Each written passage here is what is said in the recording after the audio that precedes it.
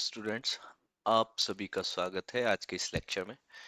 इस लेक्चर में हम लोग कवर करने वाले हैं ट्रिग्नोमेट्री टॉपिक को। सबसे पहले हम इसको डीप डिटेल में जानेंगे। ट्रिग्नोमेट्री क्या है, क्यों इसकी जरूरत पड़ी, क्या इसकी हिस्ट्री है, कैसे इसका डेवलपमेंट हुआ और किन चीजों में हम ट्रिग्नोमेट्री को एक्चुअल में यूज करते हैं, मतलब रियल लाइफ में इसके क्या एप्लीकेशंस है, कहाँ पे इसको यूज किया जाता है। So as you can see on your screen, आपको फिगर दिखाई दे रही होगी स्क्रीन पर कि वो ट्रिग्नोमेट्री को हम, अगर हमारे पास कोई एक ट्रायंगल की बात करें और हमारे पास उसकी दो साइड्स गिवन है, हम तीसरी साइड का पता लगाने के लिए ट्रिग्नोमेट्री का यूज कर सकते हैं। एंगल ऑफ डिसेंट या एंगल ऑफ इंक्लिनेशन का यूज करके भी हम साइड्स का पता लगा सकते हैं। सो बेसिकली ट्रिग्नोमेट्री का यूज किया जाता है डिस्टेंस को मापने के लिए, एंगल्स को मापने के लिए, और साथ में इसके जो, अगर मैं रियल लाइफ एप्लीकेशंस की बात करूं तो आपकी एविएशन में, आपकी कंस्ट्रक्शन में, सैटेलाइट कम्युनिकेशन में, इन सब चीजों में ट्रिग्नोमेट्री का काफी बढ़ चढ़ कर यूज होता है। इसके एप्लीकेशंस की अगर मैं बात करूं तो एप्लीकेशंस आप देख सकते हैं। आई होप आपने ये कंस्ट्रक्शन में इस टाइप की अ, कहीं पे आपने रोड सर्वेज वगैरह देखा हो, कोई बिल्डिंग का सर्वे होता है तो आपने इस टाइप के इंजीनियर को सर्वे, इस टाइप की मशीन से सर्वे करते हुए देखा होगा। ये मशीन भी बेसिकली ट्रिग्नोमेट्री के जो कॉन्सेप्ट्स हैं उसी के ऊपर ये मशीन वर्क करती है। सो अब बात करते हैं मशीन वर्क कैसे करती है। बेसिकली इसका यूज पहले जान लेते हैं। इसका यूज करते हैं हम लोग सर्वे करने के लिए। सर्वे इन द सेंस कि कितना एरिया हम यूज करने वाले हैं, क्या लेंथ रहने वाली है, क्या इसका एंगल रहने वाला है, कितनी हाइट रहने वाली है, उन सब चीजों को हम नापने के लिए इस मशीन का यूज करते हैं। बेसिकली एक सर्वेइंग टूल है जिसको हम कंस्ट्रक्शन से पहले, चाहे वो रोड का कंस्ट्रक्शन हो, ब्रिजेस का हो, बिल्डिंग्स का हो, कंस्ट्रक्शन से पहले सिविल इंजीनियर्स इसका यूज करते हैं। आई होप आपने देखा भी होगा इसको कहीं, अगर आपने रोड पे कोई नया कंस्ट्रक्शन होते हुए देखा है तो उससे पहले सर्वे के लिए यूज किया जाता है। अब इसका कॉन्सेप्ट क्या है, किस तरीके से वर्क करता है, तो उसको भी हम जान लेते हैं। ये मशीन बेसिकली, आप इस एंगल को पता लगाकर ये हाइट पता लगा लेते कितनी हाइट तक हमारी बिल्डिंग जाएगी, या फिर डिस्टेंस को पता लगा सकते हैं इसमें कितनी डिस्टेंस रहने वाली है किसी बिल्डिंग के, और जहाँ पे पॉइंट ऑफ, जहाँ पे खड़ा होकर इंसान इसको मेजर कर रहा है तो वहां से डिस्टेंस पता लगा सकते हैं। एंगल ऑफ एलिवेशन का पता लगा सकते हो आप। इन सब चीज़ों को जानने के लिए, इनको नोट डाउन करने के लिए, ताकि एक एस्टिमेशन लिया जा सके कि हम लोग किस तरीके से डिजाइन करेंगे बिल्डिंग को, किस तरीके से उसको कंस्ट्रक्शन होगा, उसके लिए बेसिकली इसका यूज किया जाता है। अब बात करते हैं ट्रिग्नोमेट्री की हिस्ट्री की। ट्रिग्नोमेट्री की हिस्ट्री की बात करने से पहले इस वर्ड का मतलब समझ लेते हैं। ट्रिगोन का मतलब क्या होता है? ट्रिग्नोन का मतलब होता है ट्रायंगल। ट्रिग्नोन का मतलब होता है ट्रायंगल। और अगर मैं मेट्रोन की बात करूं तो मेट्रोन का मतलब होता है मेजरमेंट। इन्हीं दो शब्दों को मिलाकर ट्रिग्नोमेट्री बनाया गया है। इसका मतलब होता है मेजरमेंट। सो आप जब भी नाइन्थ क्लास में, अगर आप पढ़ भी रहे होंगे अपने चैप्टर में, स्कूल में आपने कवर किया होगा चैप्टर, तो आप समझ में आया होगा कि हम बेसिकली इसमें ट्रायंगल्स की बात करते हैं। ट्रायंगल के अंदर ही आप लोग अभी बेसिकली इस नाइन्थ क्लास में आप लोग राइट एंगल ट्रायंगल के अंदर इसको यूज करना सीखेंगे कि राइट एंगल ट्रायंगल में हम ट्रिग्नोमेट्री का यूज करके कैसे साइड्स का पता लगा सकते हैं, कैसे उनको मेजर कर सकते हैं, एंगल्स को कैसे मेजर कर सकते हैं। अब बात करते हैं एंशियंट इंडिया की। वैसे तो जो एक, अगर आप हिस्ट्री से वाकिफ है तो बेबीलोन्स जो सिविलाइजेशन थी अराउंड 2000 बीसी के अराउंड, बेबीलोन सिविलाइजेशन ने फर्स्ट टाइम मतलब ट्रिग्नोमेट्री का यूज करके, एंगल्स का यूज करके, जो हमारी हेवनली बॉडीज होती हैं, स्टार्स होती हैं, उनकी डिस्टेंस को, उनको, उनकी मूवमेंट को नापने के लिए, उनको मेजर करने के लिए उन्होंने स्टार्ट किया था एस्ट्रोनॉमी में बेसिकली। उसके बाद अगर मैं इंडियन हिस्ट्री की बात करूं तो आप आर्यभट्ट को, आप भली भांति आर्यभट्ट के नाम से आप लोग वाकिफ होंगे। आर्यभट्ट एक बहुत बड़े मैथमेटिशियन थे। उसके अलावा भास्कराचार्य थे।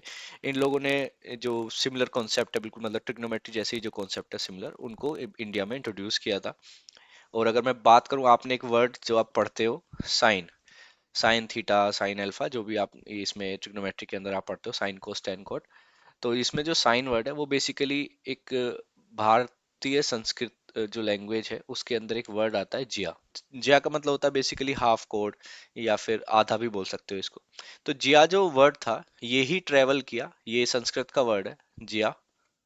ये वर्ड ट्रेवल किया जब हमारे यहाँ पे मुस्लिम इन्वेजन हुए थे, इस्लामिक जो इन्वेजन हुए थे, उसके बाद में इस्लामिक स्कॉलर्स आए थे यहाँ पे 1000 जो ईस्वी से लेकर 1200 ईस्वी तक, जो इस्लामिक गोल्डन पीरियड कहा जाता है। तो उसमें काफी ज्यादा जो स्कॉलर्स थे, इस्लामिक स्कॉलर्स, बहुत ज्यादा वो रिसर्च कर रहे थे इन सब टॉपिक्स के ऊपर। वो इंटरनेशनल जो लिटरेचर्स थी, इंटरनेशनल जो जहाँ पे एजुकेशन मिलती थी, वहाँ पे वो रिसर्च करके अपने यहाँ पे अपनी लैंग्वेज में उसको ट्रांसलेट भी करते थे, चाहे वो पर्शियन में हो, चाहे वो अरेबिक में हो। तो इसी तरीके से जो इस्लामिक जो स्कॉलर्स थे उन्होंने इस वर्ड को यहाँ से पिक किया और इन्होंने इस वर्ड को थोड़ा सा चेंज किया। मतलब जैसा होता है अगर हम एक लैंग्वेज से दूसरी लैंग्वेज में किसी वर्ड को ट्रांसलेट करते हैं तो बिल्कुल एक्चुअल ट्रांसलेशन नहीं आ पाती है, तो उन्होंने इस जिया वर्ड को चेंज करके कर दिया जिबा। जिबा से ही लैटिन वर्ड बना साइनस, और साइनस से ही इंग्लिश वर्ड लिया गया है साइन। और बेसिकली जो साइनस का मतलब होता है वो होता है बोसम या फिर फोल्ड, फोल्ड करना किसी चीज को। तो ये जो साइनस वर्ड आया ये बेसिकली जो इस्लामिक स्कॉलर्स थे उन्होंने जो संस्कृत लैंग्वेज से जिबा वर्ड उठाया था, ये जिया को कन्वर्ट करके उसी से ये साइनस वर्ड आया था, और साइनस से ही इंग्लिश लैंग्वेज में साइन वर्ड आया। इसके अलावा मैं बात करूं, जंतर मंतर की आप फोटो यहाँ पर देख सकते हैं, इसके अंदर भी ट्रिग्नोमेट्री का ही यूज करके हमारी जो एस्ट्रोनॉमी से रिलेटेड जो मूवमेंट्स है स्टार की है या अदर हेवनली बॉडीज की, चाहे वो सन हो, तो इन सब की मूवमेंट्स को देखने के लिए, प्लानिटरी मूवमेंट्स को चेक करने के लिए, उसकी डिस्टेंस को मापने के लिए जंतर मंतर बनाया गया था। इसके अंदर भी हमारे टिग्नोमेट्रिकल कॉन्सेप्ट का यूज होता है। और आज के टाइम में आप जितने भी ये सैटेलाइट कम्युनिकेशन है या फिर सैटेलाइट से आप जीपीएस का यूज करते हो, सो उसके अंदर भी हमारा ट्रिग्नोमेट्री का यूज होता है। अब हम बात करेंगे ट्रिग्नोमेट्री के कॉन्सेप्ट्स की, जो आप इस क्लास में, 9th क्लास में पढ़ने वाले हो। किस तरीके से ये कॉन्सेप्ट वर्क करते हैं, कैसे हम इसको राइट एंगल ट्रायंगल पे यूज करेंगे। सबसे पहले तो मैं ये बता दूं, इस क्लास में आप 9th क्लास में अभी राइट एंगल ट्रायंगल के ऊपर ही ट्रिग्नोमेट्री का यूज सीखेंगे।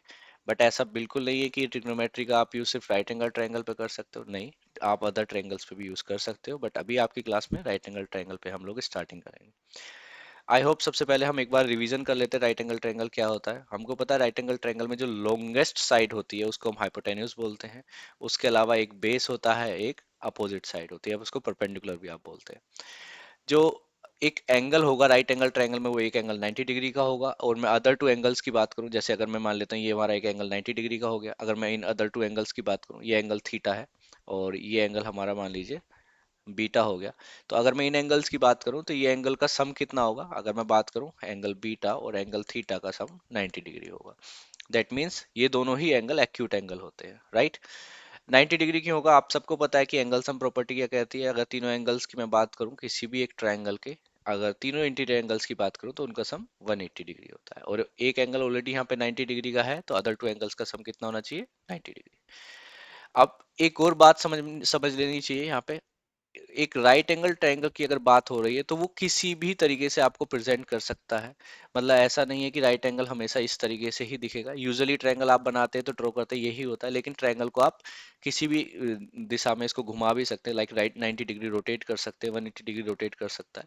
सो इससे कुछ फर्क नहीं पड़ता है कि कहाँ पे 90 डिग्री का एंगल फॉर्म हो रहा है, बस एक 90 डिग्री का एंगल उसमें होना चाहिए, that is called right angle triangle. अब बात करते हैं हमारे ट्रिग्नोमेट्रिक रेशियोज की। तो अगर मैं ट्रिग्नोमेट्रिक रेशियोज की बात करूं तो यहाँ पे हमारे पास 6 ट्रिग्नोमेट्रिक रेशियोज होते हैं। एक बार उनको लिख लेते हैं। साइन सबसे पहला होता है, दूसरा होता है कोसाइन, तीसरा होगा हमारा टेंजेंट, फिर हो जाएगा हमारा कोटेंजेंट, फिर हो जाएगा हमारा सेकेंड, उसके बाद को सेकेंड। अगर मैं इनको शॉर्ट फॉर्म में पूरा ना लिखे, इनको शॉर्ट फॉर्म में भी लिख सकते हो आप, लाइक इसको साइन लिख सकते हो, इसको कोस लिख सकते हो, इसको टेन लिख सकते हो, इसको कोट लिख सकते हो, इसको सेक लिख सकते हो, इसको कोसेक लिख सकते हो। सबसे पहले हम बात करेंगे साइड के संदर्भ में, मतलब साइड अगर आपके पास है, साइड्स की वैल्यू, अगर आपको किसी भी दो साइड की वैल्यू ट्रायंगल में गिवन है तो आप थर्ड साइड कैसे निकाल सकते हो, सबसे पहले हम वो जानेंगे। और क्योंकि अभी आपकी जो फर्स्ट एक्सरसाइज है उसमें साइड्स के बारे में दिया गया है, उसके बाद हम एंगल से भी निकालना सीखेंगे। एक और चीज मैं यहाँ पे क्लियर करना चाहता हूँ, यहाँ पे इस वर्ड को ध्यान रखना है, यहाँ पे ट्रिग्नोमेट्रिक रेशियोज बोला गया है। ट्रिग्नोमेट्रिक रेशियोज मतलब अगर आपके पास किसी भी, जैसे सपोज करो यहाँ पे मैं इस ट्रायंगल की बात कर रहा हूँ, इस ट्रायंगल के अंदर आपको सपोज करो आपको साइन थीटा की वैल्यू गिवन है, साइन थीटा की वैल्यू सपोज करो आपके पास 3/5 गिवन है। तो इसका मतलब ये बिल्कुल नहीं है नेसेसरीली कि इसकी जो हाइपरटेन्यूज है वो 5 हो जाएगा और इसका जो परपेंडिकुलर है वो 3 हो जाएगा। इसका ये मतलब होता है कि ये रेशियो गिवन है, मतलब जो परपेंडिकुलर और हाइपरटेन्यूज है वो कहीं ना कहीं इसके रेशियो में होगा, मतलब इसके मल्टीपल होगा। वो 5x हो सकता है, 3x हो सकता है। तो अगर x की वैल्यू 1 है तो जाहिर सी बात है 3/5 हो जाएगा, लेकिन x की वैल्यू चेंज हो सकती है, मतलब अगर x की वैल्यू 2 है तो ऑब्वियसली ये 6 और 10 हो जाएगा। दैट मीन्स ये एक रेशियो दिया गया है, ना कि एग्जैक्ट वैल्यू। इस बात को हमेशा ध्यान रखना है। अब हम समझ लेते हैं कि साइन थीटा कोस थीटा या tan theta cot theta in सभी की वैल्यूज कैसे हम फाइंड करते हैं। अब हम बात करेंगे बेस परपेंडिकुलर और हाइपोटेन्यूज की टर्म में। तो साइन थीटा की जो वैल्यू होती है वो होता है परपेंडिकुलर अपॉन हाइपोटेन्यूज। अब मैं इससे आगे परपेंडिकुलर को P से रिप्रेजेंट करूंगा, हाइपोटेन्यूज को H से रिप्रेजेंट करूंगा और बेस को B से रिप्रेजेंट करूंगा। सो आई होप अगर मैं इसको इस तरीके से रिप्रेजेंट करूंगा तो आप इसको समझ पाएंगे मैं क्या लिख रहा हूँ। सो इसी तरीके से मैं अगर कोस की बात करूं तो कोस की वैल्यू होती है बेस अपॉन हाइपोटेन्यूज। मैं टेन की बात करूं, अगर मैं टेन की वैल्यू होती है परपेंडिकुलर अपॉन बेस। अगर मैं कोट की बात करूं तो कोट की वैल्यू होती है base upon perpendicular. Sec theta की वैल्यू होती है, इन सभी के आगे आप थीटा लगा लीजिए क्योंकि हम थीटा एंगल के संदर्भ में बात कर रहे हैं। तो सेक थीटा की वैल्यू क्या हो जाएगी हमारी, सेक थीटा की वैल्यू हो जाएगी हमारी hypotenuse upon base. Cosec theta की वैल्यू हो जाएगी हमारी हाइपोटेन्यूज अपॉन परपेंडिकुलर। अब मेन चीज आती है कि आप इसको कैसे याद रखेंगे। इसको याद करने के लिए हमारे पास एक शॉर्ट ट्रिक होती है, आई होप आप सभी ने ये पढ़ी भी होगी कभी ना कभी। पी फॉर पंडित, पंडित भोला प्रसाद हर हर भोले, या हर हर बोले। तो इस तरीके से आप इसको याद कर सकते हैं, पंडित भोला प्रसाद हर हर बोले। अगर आप इसको कंपेयर करके देखें तो ये जो फर्स्ट में आप स्टार्टिंग से हम लोग इस तरीके से क्लॉकवाइज हम लोग चलेंगे, क्लॉकवाइज हम लोग मूव करेंगे। क्लॉकवाइज अगर आप मूव करते हैं तो सबसे पहली जो ये अपोन में वैल्यू आ रही है, सबसे पहला जो रेशियो आ रहा है परपेंडिकुलर और हाइपोटेन्यूज, ये होता है हमारा साइन का, ये होता है हमारा कोस का, ये होता है हमारा टेन का। आप इसको कंपेयर भी कर सकते हैं, साइन की वैल्यू हमें पता है परपेंडिकुलर अपॉन हाइपोटेन्यूज हो गई, बेस कोस की वैल्यू हो गई बेस अपॉन हाइपोटेन्यूज, टेन की वैल्यू हो गई परपेंडिकुलर अपॉन बेस। इसी तरीके से आप इसको क्लॉकवाइज मूव करते रहेंगे। ये वाली जो, अगर मैं अब इस तरफ नीचे की साइड आ जाऊंगा, ये वैल्यू हो जाएगी मेरी कोट की, कोट की वैल्यू क्या हो जाती है बेस अपॉन परपेंडिकुलर, इससे ऊपर की तरफ चलेंगे हम। और अगर मैं बात करूं सेक थीटा की, तो सेक थीटा की वैल्यू हो जाती है हाइपोटेन्यूज अपॉन बेस, और हमारी कोसेक थीटा की वैल्यू हो जाती है हाइपोटेन्यूज अपॉन परपेंडिकुलर। ये आसान तरीका है याद करने का, वैसे तो आपको नॉर्मली भी याद होने चाहिए। अब हम आगे मूव करेंगे, अब हम जानेंगे इनके इनवर्स के बारे में। इनवर्स इन द सेंस, मैं इसको रफ कर देता हूँ। अब हम जानेंगे इनका रिलेशन, मतलब साइन का कोस के साथ क्या रिलेशन है, या टेन के साथ क्या रिलेशन है, या कोसेक के साथ क्या रिलेशन है, रिलेशन है भी या नहीं, ये सब चीज हम जानते हैं। सबसे पहले बात करते हैं हम साइन थीटा की। साइन थीटा के रिलेशन की बात करते हैं तो साइन थीटा, अगर आप यहाँ पे एक चीज देखोगे, अगर मैं इसको उल्टा कर दूं, रिवर्स कर दूं, तो मेरे पास क्या मिल जाता है कोसेक थीटा। मतलब अगर मैं वन अपॉन साइन थीटा कर दूं तो मुझे क्या मिल जाता है कोसेक थीटा। इसी को हम क्या बोलते हैं इनवर्स रिलेशन। अगर मैं इसी तरीके से कोसेक थीटा की बात करूं, या फिर मैं लिख दूं यहाँ पे वन अपॉन कोसेक थीटा, तो मुझे क्या मिल जाएगा साइन थीटा। अब ये मैं कैसे बोल रहा हूँ, सपोज करो one upon sine theta, value रख के देख लेते हैं। वन अपॉन साइन थीटा क्या होता है, one upon perpendicular upon hypotenuse. तो ये क्या हो जाएगा, हाइपोटेन्यूज जैसी बात है ऊपर चला जाएगा, तो ये क्या मिलेगा मुझे हाइपोटेन्यूज अपॉन परपेंडिकुलर, जो कि हमारा होता है कोसेक थीटा। तो इस तरीके से आप अपने आप इसको कैलकुलेशन करके सबके इनवर्स चेक कर सकते हैं। सो आई होप ये समझ में आ गया कि इनवर्स रिलेशन क्या होता है। और मैं चाहता हूं आप सभी इन बाकी के इनवर्स रिलेशन अपने आप फाइंड कर कर लिखें। जैसे अगर मैं कोस थीटा की बात करूं, इसका भी मैं बता देता हूं। कोस थीटा को मैं अगर वन अपॉन कोस थीटा लिखूं तो वन अपॉन कोस थीटा क्या हो जाएगा, one upon base upon hypotenuse. ये क्या हो जाएगा हमारा हाइपोटेन्यूज अपॉन बेस। जो हाइपोटेन्यूज अपॉन बेस होता है वो किसकी प्रॉपर्टी है, ये किसका रेशियो है, सेक थीटा का। मतलब मैं इसको क्या लिख सकता हूँ sec theta. That means one upon cos theta is equal to sec theta. और वाइस वर्सा क्या हो जाएगा, वन अपॉन sec थीटा क्या हो जाएगा, cos थीटा हो जाएगा। सो ये रिलेशंस आप खुद भी फाइंड कर सकते हैं। सो आई होप आपको ये चीज समझ आ गई होगी। तो अभी तक हमने क्या समझा कि हम कैसे, अगर हमारे पास दो साइड्स गिवन है, उनका मतलब दो साइड्स का रेशियो अगर हमारे पास है अवेलेबल, या साइड्स की वैल्यू भी गिवन है, तब भी आप क्या कर सकते हैं तीसरी साइड निकाल सकते हैं with the help of trigonometric ratios. इसके अलावा हमारे पास एक ट्रिग्नोमेट्रिक अगर रेशियो आपको पता चल जाता है तो आप बाकी सारे ट्रिग्नोमेट्रिक रेशियोज फाइंड कर सकते हैं इजीली। क्योंकि अगर आपके पास एक, सपोज करते हैं, अब ये बात आती है कि एक ट्रिग्नोमेट्रिक रेशियो से आप कैसे बाकी सारे रेशियोज फाइंड कर सकते हैं। तो इसको भी एक बार समझ लेते हैं। जैसे एक एग्जांपल लेते हैं इस ट्रायंगल के अंदर। सो सपोज करो एक एबीसी एक राइट एंगल ट्रायंगल आपके पास गिवन है, और इसमें एक थीटा एंगल हमने ले लिया एट वर्टेक्स ए। तो अब हम बात करते हैं कि हमें सपोज एक कोई भी एक रेशियो आपके पास गिवन है, आप ले लो साइन ले लो कोस ले लो, जो भी आपको पसंद आए। सपोज करते हैं हमारे पास कोस थीटा की वैल्यू गिवन है। कोस थीटा की वैल्यू क्या होती है, बेस अपॉन हाइपोटेन्यूज। और हमारे पास ये वैल्यू क्या गिवन थी, लेट सपोज हमारे पास ये वैल्यू गिवन है 3/5। दैट मीन्स मुझे पता है कि मेरा बेस और हाइपोटेन्यूज का रेशियो 3/5 है। मतलब अगर मैं वैल्यू निकालने की कोशिश करूं तो मेरे पास बेस की वैल्यू क्या गिवन है, 3x गिवन है, और हाइपोटेन्यूज की वैल्यू क्या गिवन है, इसको पूरा लिख लेते हैं। मतलब मेरे पास बेस की वैल्यू क्या गिवन है, 3x गिवन है, और मेरे पास हाइपोटेन्यूज की वैल्यू क्या गिवन है, हाइपोटेन्यूज की वैल्यू कितनी गिवन है मेरे पास, 5x। इसको वैल्यू को पुट भी कर सकते हो आप अपने ट्रायंगल में, इसको मेंशन कर सकते हो। यहाँ पे बेस मेरे पास 3x है। अगर मैं बेस की बात करूं, एक और चीज बात करते हैं कि अब बेस क्या होगा। अब बेस बेटा एक चीज हमेशा ध्यान रखनी है कि बेस या आप परपेंडिकुलर देखो, हाइपोटेन्यूज एक राइट एंगल ट्रायंगल में कभी भी चेंज नहीं हो सकता। एक राइट एंगल ट्रायंगल में हाइपोटेन्यूज हमेशा ही लोंगेस्ट साइड होती है। लेकिन बेस और परपेंडिकुलर ये डिपेंड करता है आपके एंगल ऑफ रेफरेंस के ऊपर। सो अगर मैं एक राइट एंगल ट्रायंगल यहाँ पे एक बड़ी फिगर लेता हूं, एक मैं राइट एंगल ट्रायंगल यहाँ पे लेता हूँ, ये राइट एंगल ट्रायंगल है यहाँ पे 90 डिग्री। अगर मैं इस एंगल की बात करता हूँ, इस एंगल को मैं एंगल ऑफ रेफरेंस लेता हूँ थीटा, तो इस एंगल के अकॉर्डिंग ये जो इसका एडजेसेंट साइड होगी, इस एंगल की बिल्कुल एडजेसेंट साइड, ये जो मेरे पास साइड है, साइड ए बी, जो मेरी साइड ए बी है, जो एडजेसेंट है इस एंगल के, एंगल ऑफ रेफरेंस के, वो मेरा हो जाएगा बेस। और इसकी जस्ट जो अपोजिट साइड होती है, बिल्कुल अपोजिट एंगल के अपोजिट साइड है, ये जो बिल्कुल अपोजिट साइड है, साइड बी सी, ये हमेशा ध्यान रखना है आपको, ये आपका होगा परपेंडिकुलर।